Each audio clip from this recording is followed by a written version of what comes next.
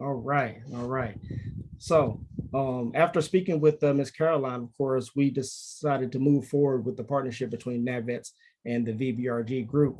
Wanted to talk a little bit about myself and a little bit about the organization, and definitely want to hear a little bit from the VBRG group here. Anyone that's wanted to introduce themselves, we definitely invite that, and then we'll go right into the presentation from there. So a little bit about myself. I am Sean Carrington. So I served 24 years in the United States Army. Definitely had a lot of highs, had a lot of lows, but enjoyed every minute of it. I would say I would definitely do it again if I had the choice. When I decided to join the Army, actually, I had two buddies that were going to cross that line with me, and of course they backed out. But at that time, I was a young male, I would like to say, that whatever came off my tongue, I was going to do it. So when I said I was going to do it, I did it. And looking back 24 years later, I was definitely glad that I did. So I'm married. I have kids. I have grandkids. I know the young look right now probably throws it off a little bit, but but I'm a grandfather. I'm a veteranpreneur, I like to say.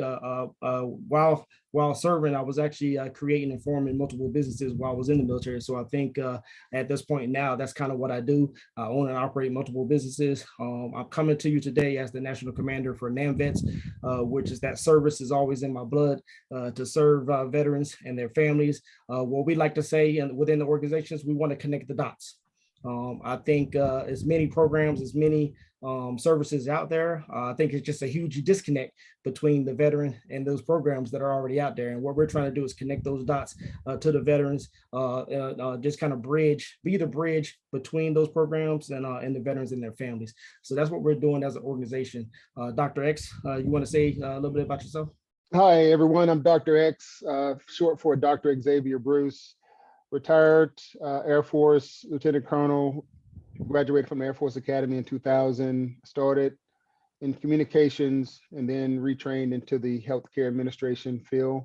While in healthcare administration, I did medical logistics. I did an internship with Owens and Minor, a medical surgical supply company, but I also worked at DLA, Defense Logistics Agency, and deployed downrange to Kandahar as a airlift expert, dealing with those aircraft and retrograding MRAPs from Kandahar back to the States. I started my own company back 4 years ago, Uplift. It is a self-leadership development system trying to help our veterans just overcome the stress and anxiety associated with life transition.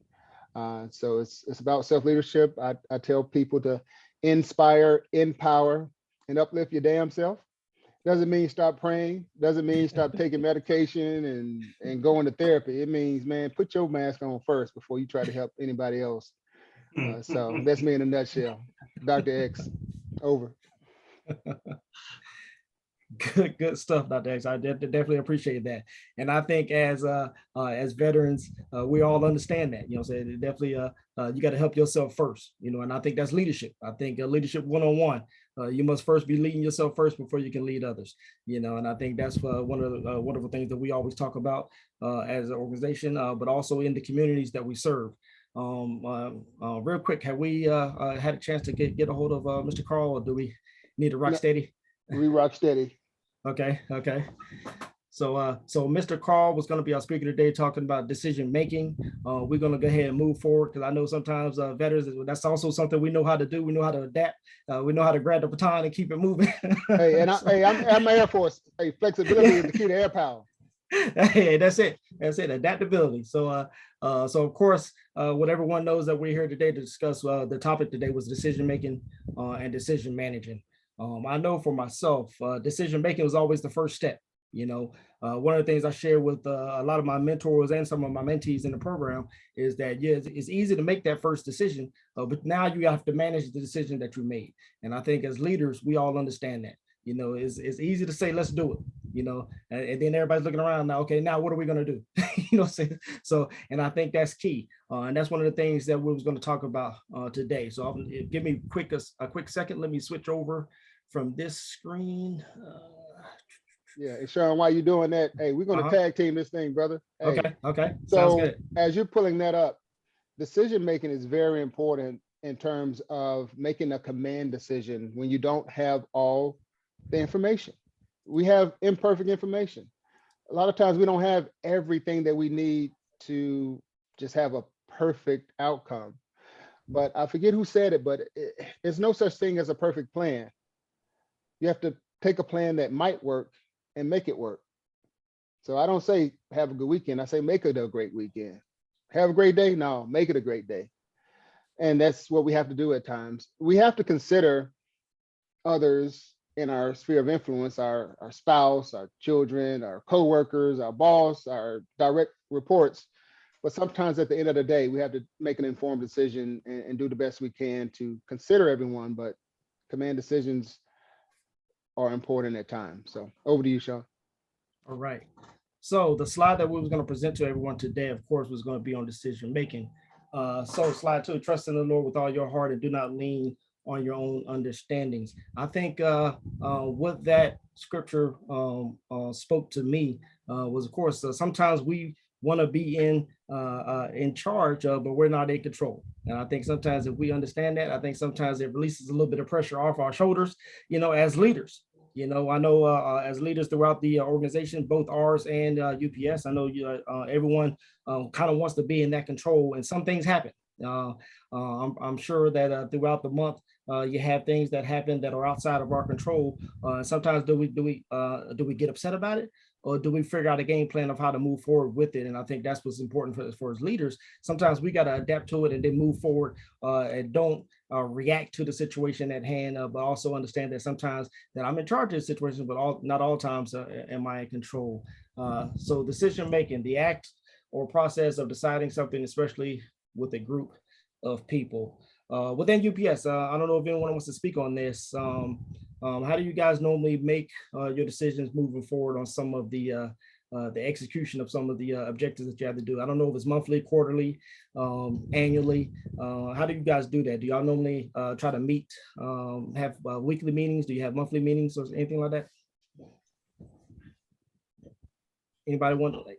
I'll jump in there for you. So yeah, it kind of depends on.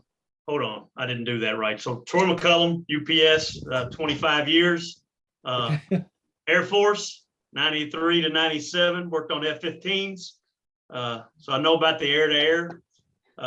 Came to UPS right out of the military, and love what I'm doing, love what we do here at UPS, and glad we could partner. I'm actually, for the airline and the air region, I'm the executive sponsor of the Veterans VBRG. So I know Caroline and Larry very, very well. I'm glad we're working on this together, and glad I get to be a part of it today. So yeah, and you're exactly right. I think that the key word is we are in charge, but we're not always in control. And the quicker we realize that, the better off we're going to be at making good decisions. So, it all depends, and I'll speak from an aircraft maintenance engineering and perspective. It all depends on the situation. We have daily meetings where we have one actually going on right now that I'm skipping to be with you all, where we talk about out of service planes, and we talk about our decisions making on what we got to do to get those aircraft ready to meet the mission. We have weekly meetings where we talk about technical improvements from the engineering group, what we're doing. We have monthly meetings where we review our business plan, how we're doing the goals. So I think for us, they're daily, weekly, and monthly, and it's collaborative, and it's people in there working together and making the best decision. Is it always the perfect decision? No, it's the best decision at the time based on what you know. And then you got to support the people, push forward, and fail fast if you don't do well. And that's probably the most important thing you do. So I'll shut up there and let anybody else that wants to speak. Hey, I like that, Troy. I think fail fast. I would say fail forward and fail fast. I think that's the quickest way of getting back on your feet. Well, I'll tell you, I always give our flight partners, they always, they like to say they lean forward. And I always have to tell them, that's great, but when you're taking off, you're leaning back. If you're leaning forward, you're doing a rejected takeoff. So I need you leaning back, aiming high. Don't be leaning forward, lean back. That's it. That's it. So I know, I guess we kind of skipped around or we moved right into the presentation, but we didn't get a chance to do some introductions of any of the VRBG group that wants to introduce themselves. At this time, I definitely want to do that because I know our guest speaker has arrived. And then if anyone wants to introduce themselves real quick, like Troy, I definitely appreciate that. But we'll give a quick 1 or 2 minutes to do that. And then we'll go right into Mr. Carl. We'll let you grab the baton and keep it going.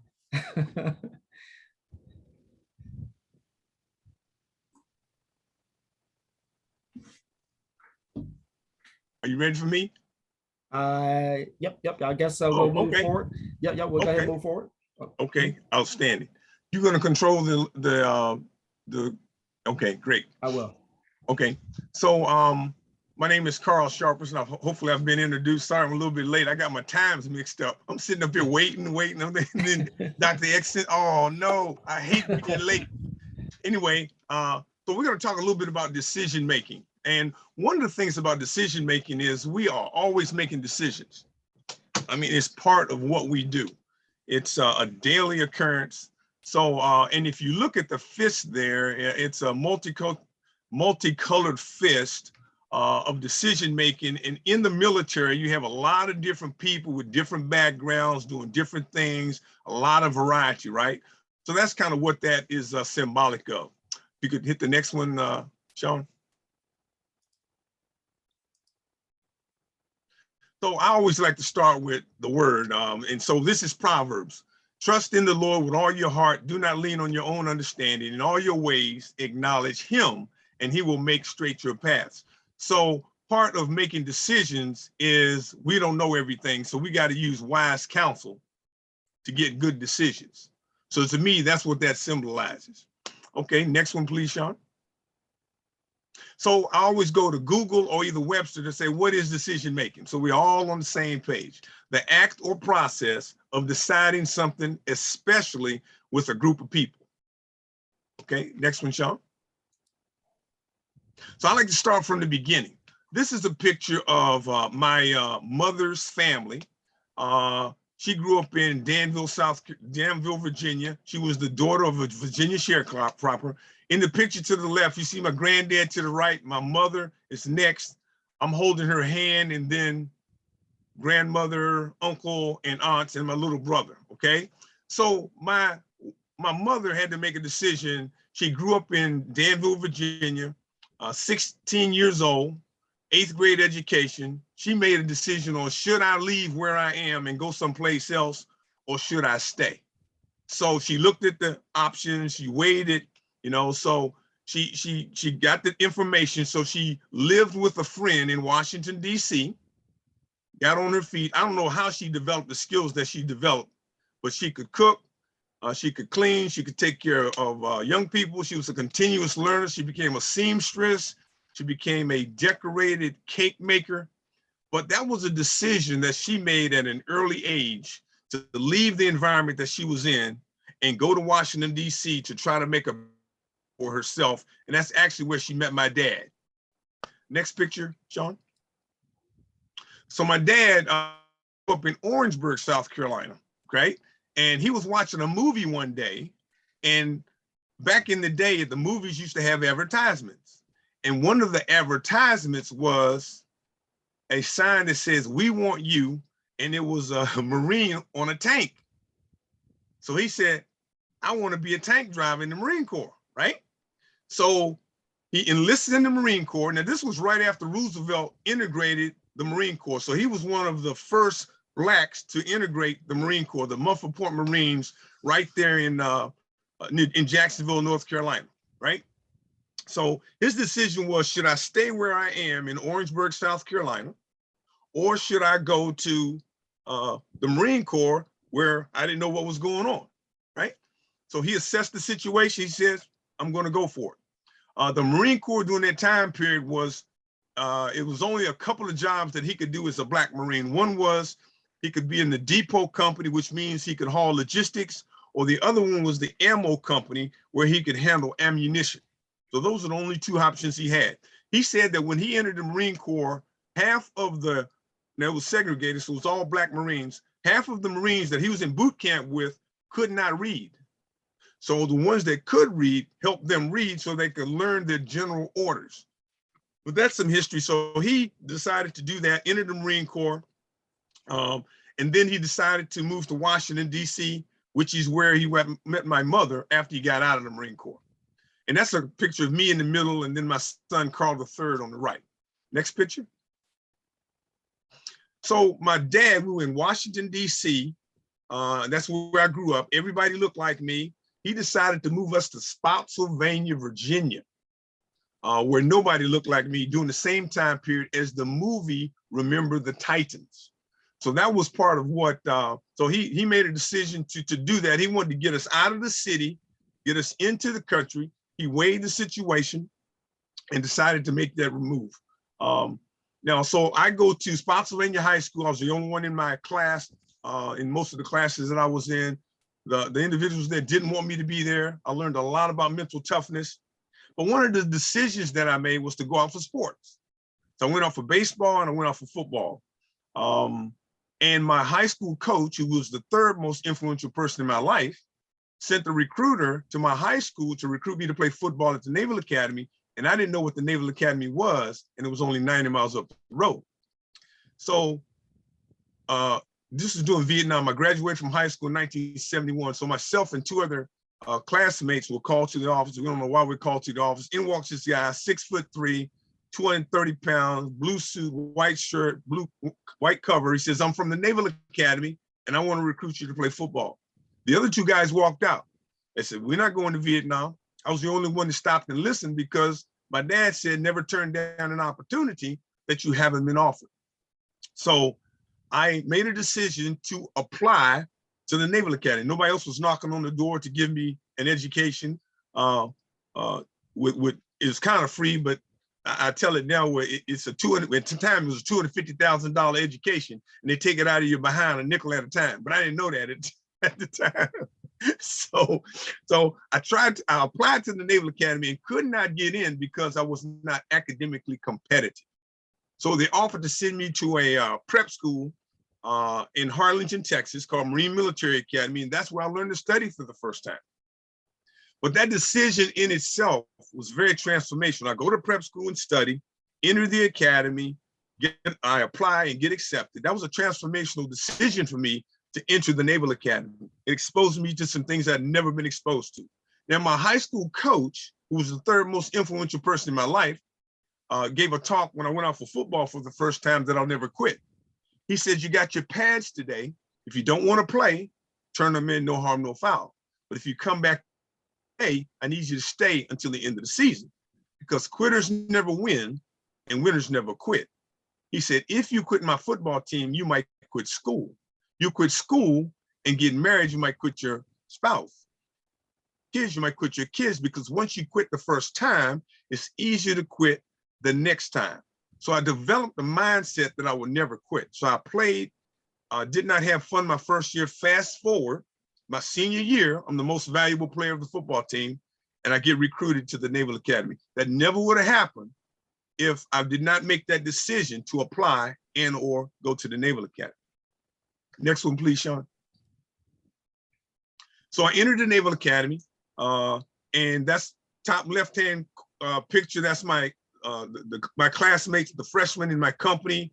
There's about 36 of us that came in initially. And then in the middle top picture, that's me playing football. We played VMI at the time. And the guy that's standing there is an actual high school classmate football player of mine that went to VMI. At each other after the game. Top writers, some classmates of mine that graduated from the Naval Academy, one Navy, the rest Marines. Bottom left-hand corner, I played football. We beat Navy. I mean, we beat Army 1973, 51-0.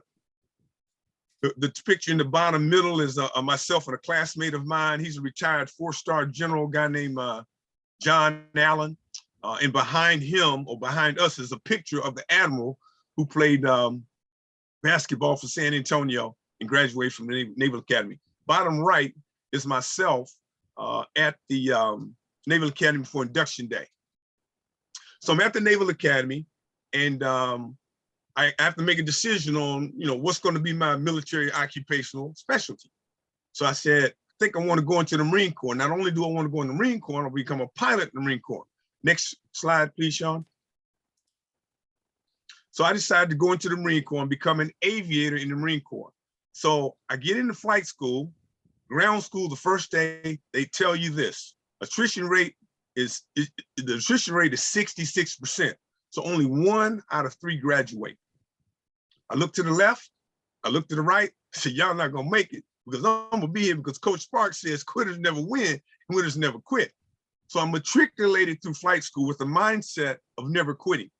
The other 2 guys there that went flight school with me, one's a classmate, the other's a Coast Guard, not academy, but a Coast Guard aviator. I was the only one that graduated of the 3 of us. But that was another decision that I made, and I weighed it. And did I want to go surface? Did I want to go Marine Corps? Did I want to go aviation, or what it was? And that's what I decided. And I made a plan and put that plan together. Next one, please, Sean. So I was in the Marine Corps, and in the Marine Corps, it's pretty competitive. So I'm weighing my options. I had 3.5 years after I got my wings. So I had a total of 5.5 years obligation. At the 4.5 year mark, I was gonna make a decision on, do I get to stay or do I need to get out?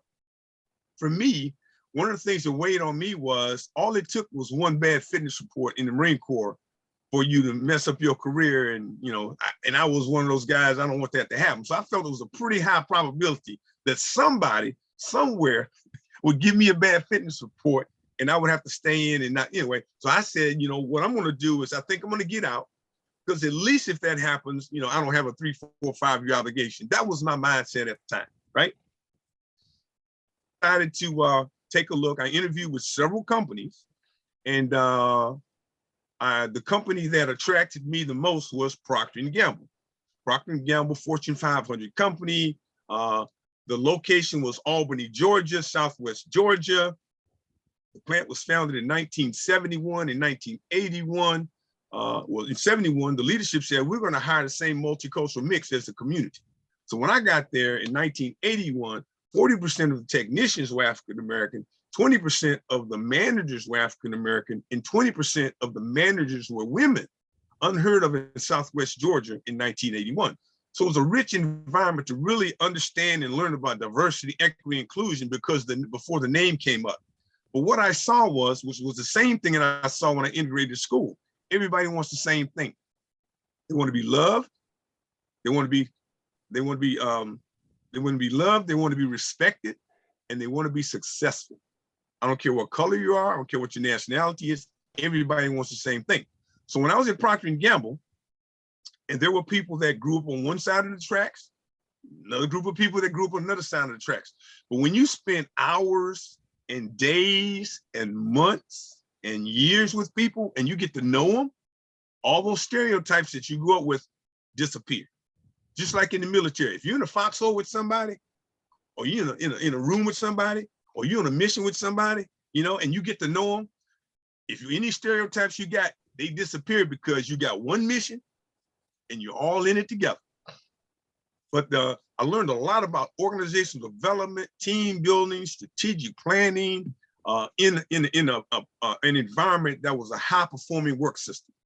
So that was the biggest, one of the best decisions I made, was to go and work for Procter & Gamble during that time period. The next one, please, Sean.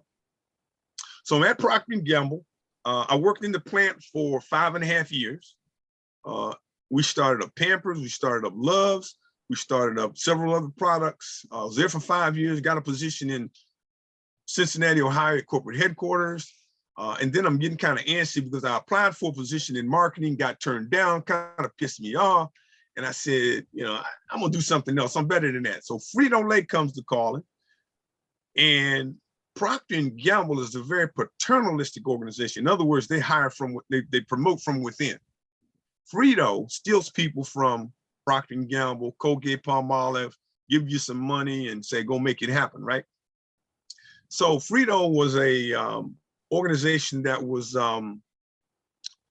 very hostile environment, wasn't very team friendly and backbiting and stuff like that. So I'm there for 3 years. I take my learnings from P&G and go there, learn some great skills. And I said, this is not the environment that I want to be in. So my wife and I stuffed about 1,000 resumes over Christmas holiday one day I read this book, and the book said, if you want to make a move, and this was before, it wasn't before the internet, but it wasn't used as much as it is now. So we physically stuffed 1,000 resumes and cover letters, right? And sent it to people that were 2 levels above the level that I would come in. Because the book said, if you send it to the people that you might report to, they might get intimidated.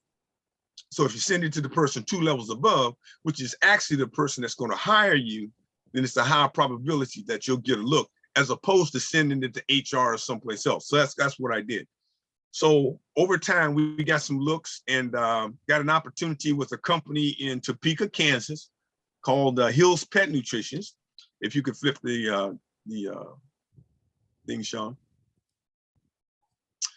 Hill's Pet Nutrition was a company in Topeka, Kansas. And in Topeka, Kansas, we make science diet, prescription diet, cat and dog food. The vice president of manufacturing, who was my boss, had worked as a plant manager at Procter & Gamble, and he'd worked as a VP in Frito. So he was trying to combine the 2 cultures. So it was a union facility. So I took the learnings from Procter & Gamble, took the learnings from Frito-Lay, and then what I found out was those same learnings will work in a union environment. Everybody wants the same thing. They want to be loved, they want to be respected, and they want to be successful, okay? So it's a union facility, and we took that union facility that was very traditional, and we turned that system into a high-performing work system. And we had the best results of the 4 plants in the system, and we were the only plant that was union. We had an old plant. A lot of the individuals there had been working there for 20 and 30 and 40 years. It was actually a meat packing plant. They butchered horses and sold them to as dog food. That's kind of how they started. And we found about 25% of that population during that time that could not read. So we had to go in and assess what the needs were. So we actually had classes on how to read, so you got to, do what you need to do based on the environment that you have. But again, they had skills, they were very, very smart, and we tapped into that. And we had gain sharing processes and programs. We had every quarter, we had 4 criteria. We had productivity, we had quality, we had sanitation, and we had something else here, I can't remember. But anyway, so we got graded on that, and based on the grade for that, everybody would get a bonus once a quarter. And one of the things we did in that environment was every quarter when we had the bonus, the managers would serve the workers at a cookout. We had a guy that barbecued, so he barbecued and we serve him. It's nothing more powerful as a leader than to serve your people. In the Marine Corps, the higher the rank, the later you eat. You always take care of your people. Officers eat last. So that was a great opportunity for me to take all that I had learned, put it together, and worked in that environment. So I'm constantly moving west. I was from Albany, Georgia, Cincinnati, Ohio, Indianapolis, Indiana, and then Topeka, Kansas. My parents were living in Virginia. My wife's family was living in Florida. So I wanted to live somewhere between those 2 states. So I went in and talked to my boss at the time, and to get closer to family. And I went in and I must have had a funny look on my face. And he said, "Carl, I want to ask you 2 questions. He says, are you happy doing what you're doing? And are you doing it where you want to do it?" I said, no and no. He says, "Okay, we're in the process of doing some downsizing, some right sizing. So I'll see if I can get you a severance package." So he got me a 6-month severance package. I had an opportunity to work with a company called Drake Beam Warren, which is a career transition company. Learned about networking, how to write a resume, how to search for a job, learned all those skills. And I actually came and drove an hour at a time to this office to do that, as opposed to doing it online, because I wanted to get a feel for actually putting structure in my life and going in and to the job and meeting with some people and stuff like that. So at about the 4 or 5 year mark, I got some bites and got a call from a company in South Carolina, which is where I am now, in Clemson, South Carolina. Next slide, please, Sean. This company is actually called Dunlap Schlosinger, located in Clemson, South Carolina. We made Science Diet, we made Schlosinger, Max Fly, and Dunlap golf balls, and we made a few clubs. I'd become a golf enthusiast because my boss at Hill's Pet Nutrition's, every time we had leadership retreats, he'd always go to a golf course. So the first time I played, I must have shot like 130 or probably 200 if I counted all the strokes. And I said, I committed, I said, I'm gonna be the most improved golfer when I go back the next time. Got addicted to the game. Anyway, so I'm interviewing for this position. Headquarters is in England. I fly to England to interview. I can't sleep the night before the interview. I wake up. I pulled out the drawer. Most hotels have Gideon Bibles in them. I pulled out the drawer. I see a Gideon Bible. It flips open to Ecclesiastes. I read the whole chapter of Ecclesiastes, and it talks about, everything has a season. There's a time for everything. But the verse that I remember is, a man can do nothing more than to eat, drink, and find satisfying work. And I said, Lord, if this is satisfying work, give it to me. So I went to sleep, slept like a baby, got up, interviewed, got the job.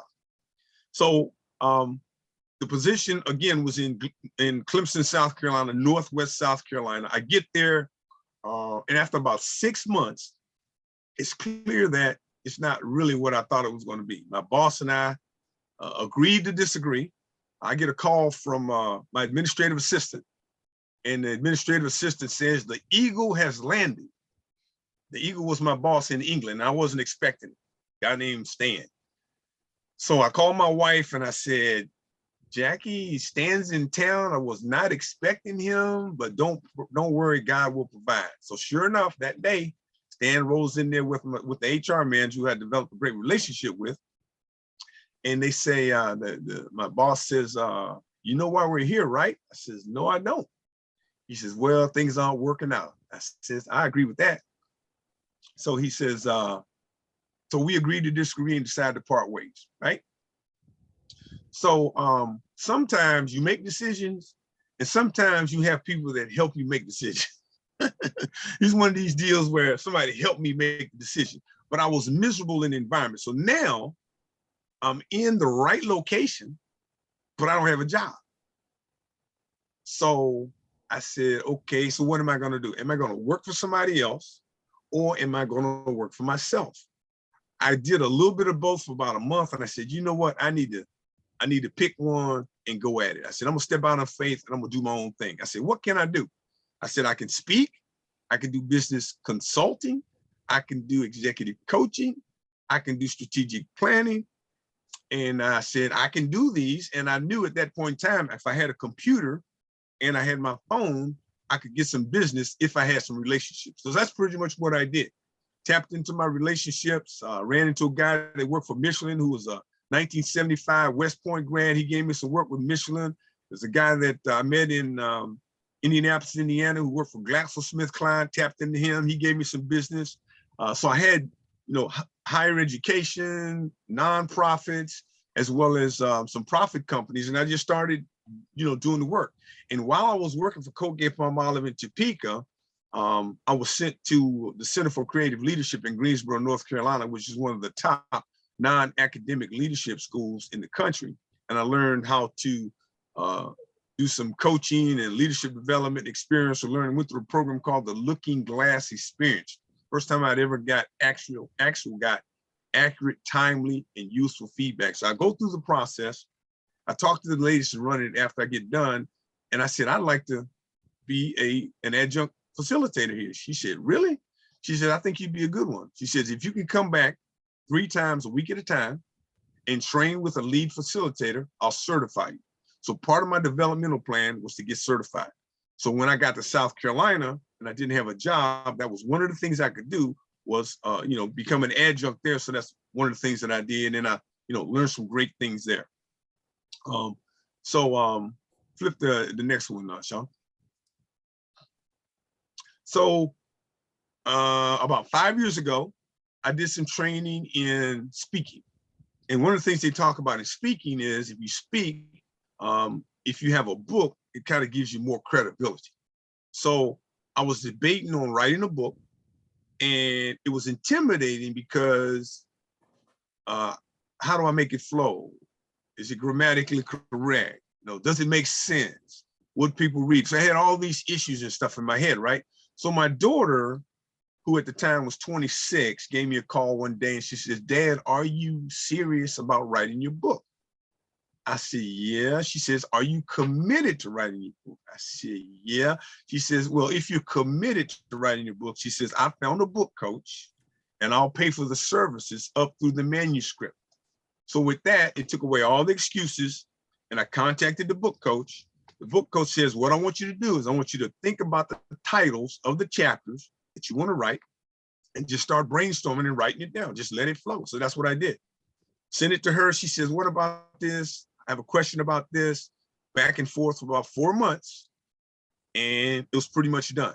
My vision of the cover was to have it scarlet and gold, which are the Marine Corps colors, have my wings on it, and the title was Sharp Leadership, Overcome Adversity to Lead with Authenticity. And if you look at Sharp, there's a sword, a Mameluke sword that's cutting through Sharp. So that's the cover. And then on the back, my daughter wrote a little summary about the book. And that's kind of how it was. And I said, I want to write a book. And then the other thing that came to my mind was, after each chapter, there are questions that say, what did you learn? What are you going to do differently? So it's almost like a workbook. And it's basically my life. It's different than any other leadership book that I've been told, because it talks about my life. It talks about, this was the situation, this is what I did, and this is what the result was. Learning from the best of the best. I've got practical examples of that, where I actually met with the president of Procter & Gamble at the time. One of the things I'd do was I'd contact people that I wanted to learn from, and I say, "I'll tell you a little bit about myself, tell me a little bit about yourself." And they all did it. I was at a mentoring program at Procter & Gamble. The president of Procter & Gamble was there. I wanted to spend some time with him. How can I get a conversation with him? So I went up to him. Nobody else was around him. And I said, "Mr. Peppers, we have something in common." He said, "What's that?" I said, "You like to mentor people, and I like to mentor people." He said, "Yeah." I said, "I'd like to sit down and have a conversation with you about that sometime." He said, "Oh, I love that." I said, "What do I need to do to make that happen, Mr. Peppers?" He says, "Well, just contact my administrative assistant and tell her that I asked you to set up the meeting." 2 weeks later, I'm sitting in the president of Procter & Gamble's office having a conversation, learning. I've done that with multiple people, never got turned down. Now, you got to have your stuff together, but you never get turned down. You get not because you ask not.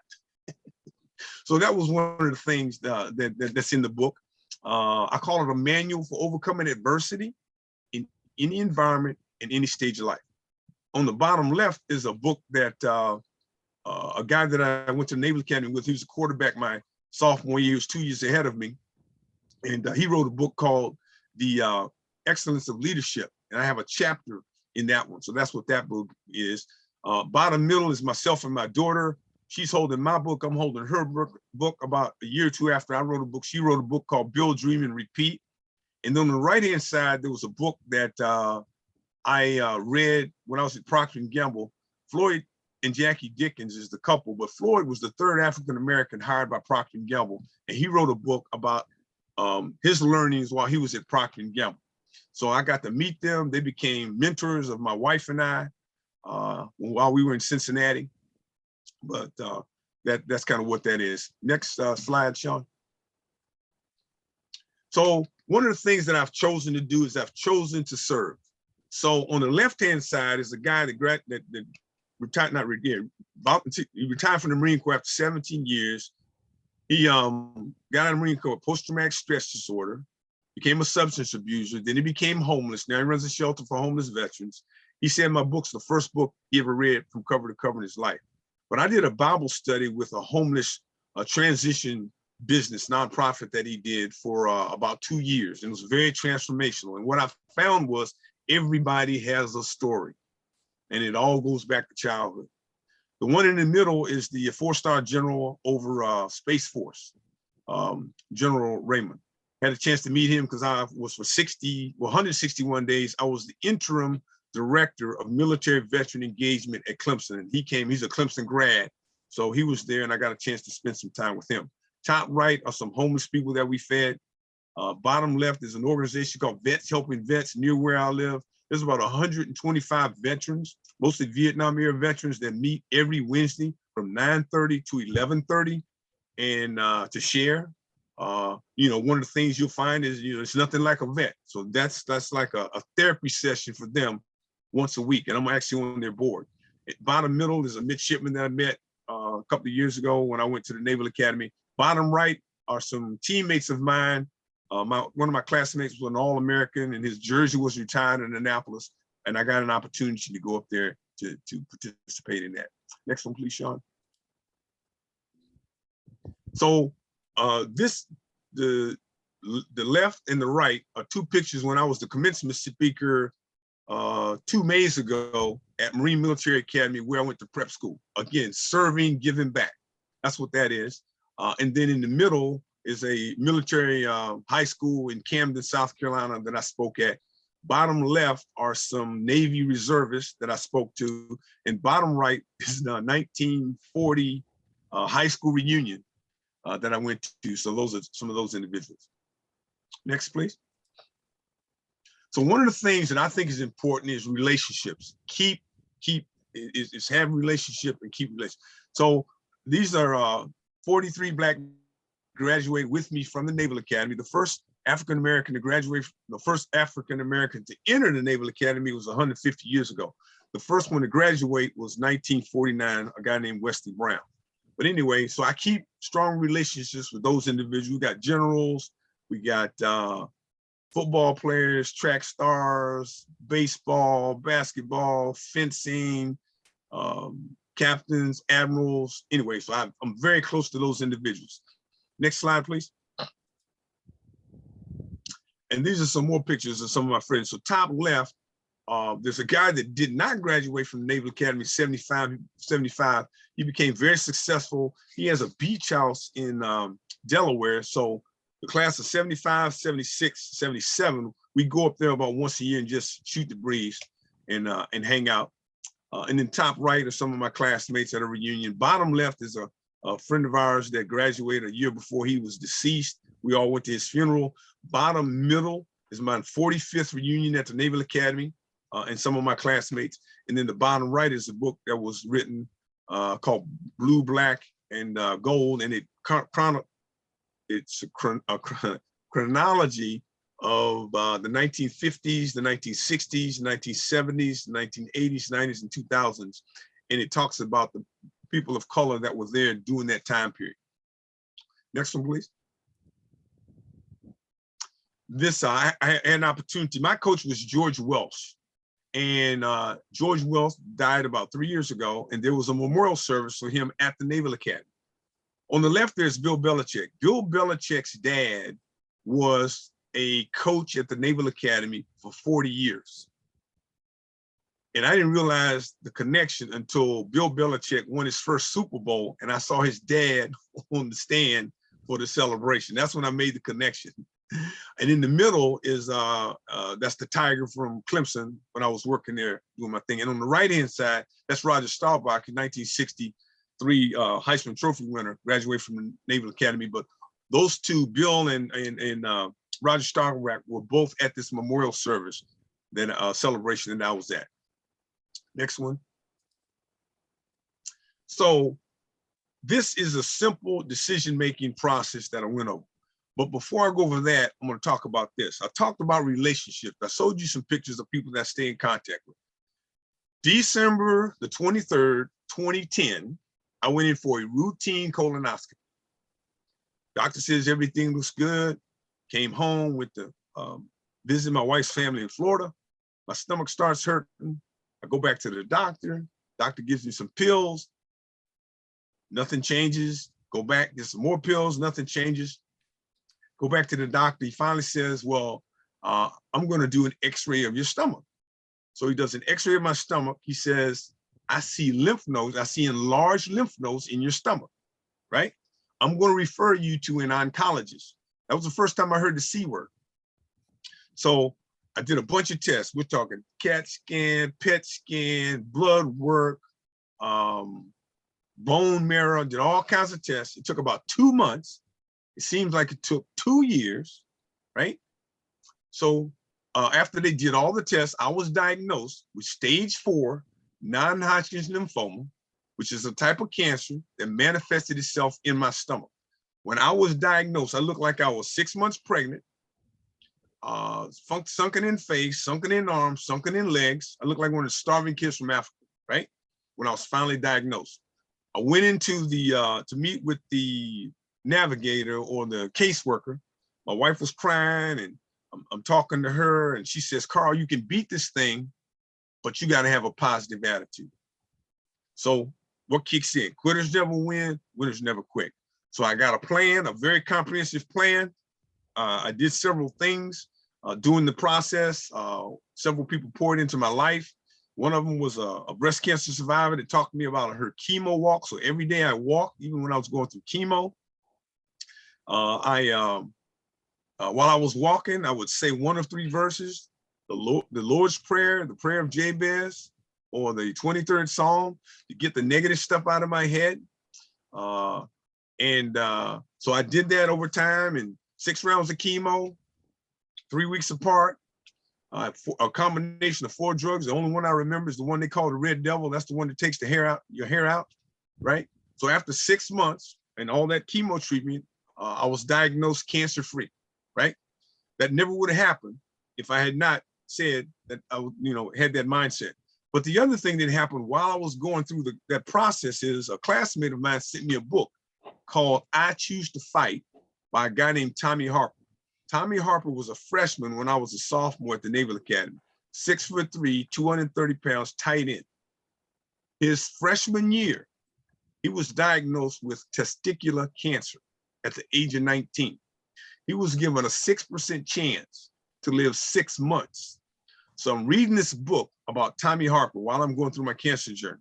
And I'm thinking, if Tommy can go through this in 1973, where in 1973, the chemotherapy was pretty much a syringe in your arm, going to the dark dungeon, getting zapped with radiation, I said, I can go through this. So that was part of the encouragement that I had. Tommy ended up living until he was 55 years old, and he had 2 kids. They told him that he was going to live 6 months max and not be able to have any children, right? So as I'm reading this book, I'm getting encouraged from Tommy's testimony, right? So not only was I sick, I was broke. I was so broke that I had to figure out, what was I going to do? Where was I going to, how was I going to eat? Where was I going to get my food, right? So I humbled myself and said, I need to ask for help. I need to reach out. So I contacted the president of the Alumni Association, my class at the Naval Academy, a guy named Kevin. Kevin contacted Keith. Keith was a classmate of mine, former Marine friend of mine. Keith put together a GoFundMe program before GoFundMe was in existence. My classmates, alumni, and friends supported me financially for an entire year, some of which I hadn't seen in over 30 years. But because of the relationship that I had developed with them and the camaraderie that I had developed with them, they were willing to give. They supported me financially for an entire year, right? That's how important relationships are. So this decision-making model, you can have a lot of them, but the first step is, identify what the decision is, gather the information. So I'm going to use a process. Let's say I was going to look for a job, okay? So let's say I want to change careers, okay? I always say, let's start with the end in mind. So what the end is, I say, okay, if I'm going to design or create what I consider to be the perfect job for me. What would be the perfect job for me, right? So I say, okay, the perfect, and then I just say, let's brainstorm the elements of that perfect job, okay? Some of the elements might be salary, location, flexibility, learning opportunity, work in the field of technology, So I'm brainstorming whatever I think this perfect job ought to be, the perfect job, whatever that is, and just brainstorm. That's the first exercise. The second exercise is to prioritize what you brainstorm. What's the most important thing? What's the second most important thing? What's the third most important thing? And if you have prioritized it right, and you start at the bottom of that list, at some point in time, you say the stuff below the list, I don't have to have, but the stuff above the list, I have to have. So as you're looking for jobs and opportunities are coming at you, let's say somebody brings you an opportunity in California and you got on your list that you got to live on the East Coast. You don't even pay any attention to that, right? But let's say you have a job that comes to you that's a lot of money, but in the job description, there's no flexibility. And your number 2 priority is flexibility. So you don't spend a whole lot of time on that because it's not, and you've made a non-emotional decision to get this priority, right? So that's a decision-making process and tool that you can use, you know? So you weigh the evidence, you choose among the alternatives, you take action. And if you don't do anything, that's a decision too. You decide not to do anything. And then after you make your decision, then you assess it and make it better. Next slide. So this is my book, Sharp Leadership, Overcome Adversity to Lead with Authenticity. That's my website. You can get me, if you just Google my name, you'll find me. I call it a manual for overcoming adversity in any environment, in any stage of life. I've had CEOs read it and marvel about it, pastors, athletes. I've had a 10-year-old read it. I've had a 99-year-old great-great-grandmother read it. Generals, admirals. I had a 30-year, 1953 Naval Academy graduate read it. He bought 6 books, 3 for his sons, 3 for his grandsons. But I call it a manual for overcoming adversity to lead with authenticity. I had a homeless guy read it, and this is the guy I was telling you about, the 17-year Marine Corps, got out of the Marine Corps with post-traumatic stress disorder, became a substance abuser, then he became homeless, now runs a shelter for homeless veterans. He said it's the first book he ever read from cover to cover in his life. I had a pastor use it as a Bible study, but it's simple principles that work at home, they work in corporate America, they work in nonprofits, they work in schools, they work in the military, they work in every environment. With that, I'm going to open it up for questions.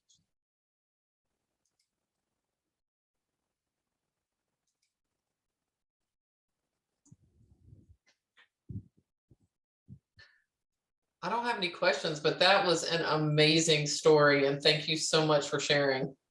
Wow. Well, thank you. I feel I'm inspired. I'm just grateful for hearing that. So thank you. Thank you for your service and all you've done. Thank you. Thank you for that comment.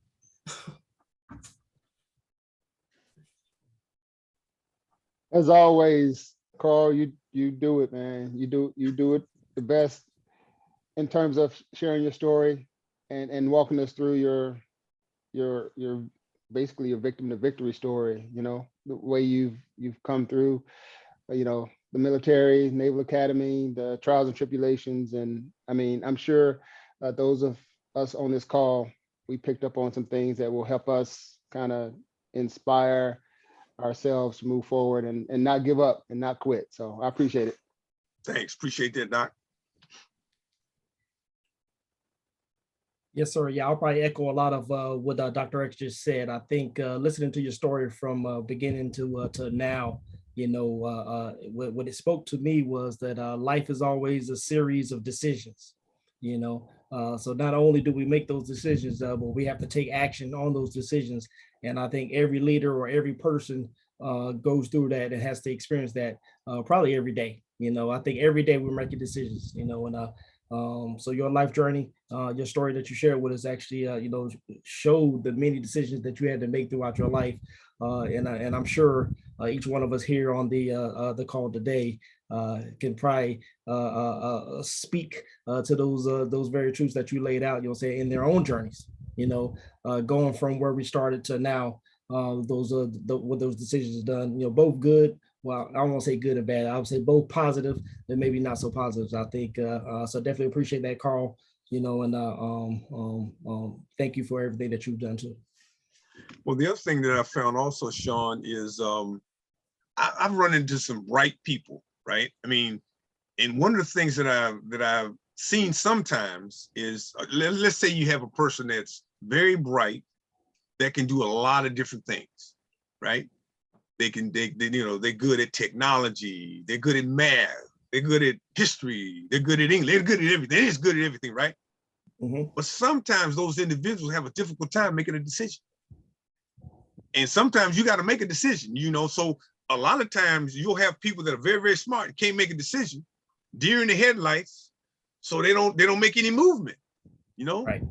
So that's something else that I've seen. So, you know, you don't want analysis paralysis. Right. Right. Other thoughts? Right. Overthinking it. Yeah. Right. Yeah.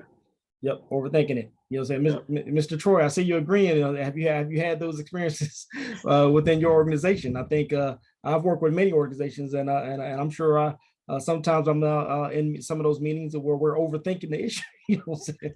You know, and the meeting ends up turning into another meeting just to have another meeting scheduled for that meeting. You know, and I'm like, hold on, we're overthinking. So, but I think the decision-making process, yeah, is very important. You know, I don't know, Troy, did you have anything that you want to share? I was just thinking, Neil brought up a good point that sometimes people's just so intellectual that they struggle with the simplicity sometimes. And on the flip side, there's some people that'll make a decision in a second. You need them to think out a little bit longer before they make that decision. So that's what I was laughing about, because you see both. So Yeah. well, Neil, thank you so much. That was a humbling presentation, and I thank you for your service, sir. Appreciate everything you're doing. Are you still in the Carolina area, or did you? I didn't hear. Did you moved on? Yeah, I'm in Clemson, South Carolina. Yeah, we've been here since 1999. Yep, outstanding. Well, the reason I'm asking, because if I get this book and I'm down that area, how much does an autograph cost me? I'll give you a special rate. What branch of the service were you in? Air Force. Nah, you don't get. I knew it was coming. Hey, you guys got money. You get the brim to the brim, man.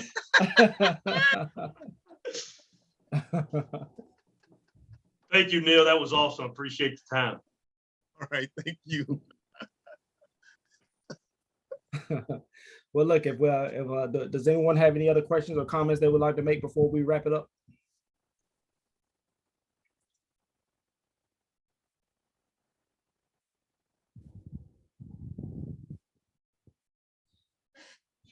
So if there are no more questions or comments, I would like to thank everyone that attended the webinar today. On behalf of NAMVETS and the organization, Carl, we want to thank you for a great presentation. We want to thank the partnership with the UPS VBRG group for allowing us to actually get a chance to interact with you guys on a monthly basis. We look forward to it. Our next session will be July 26th, which is on strategy planning.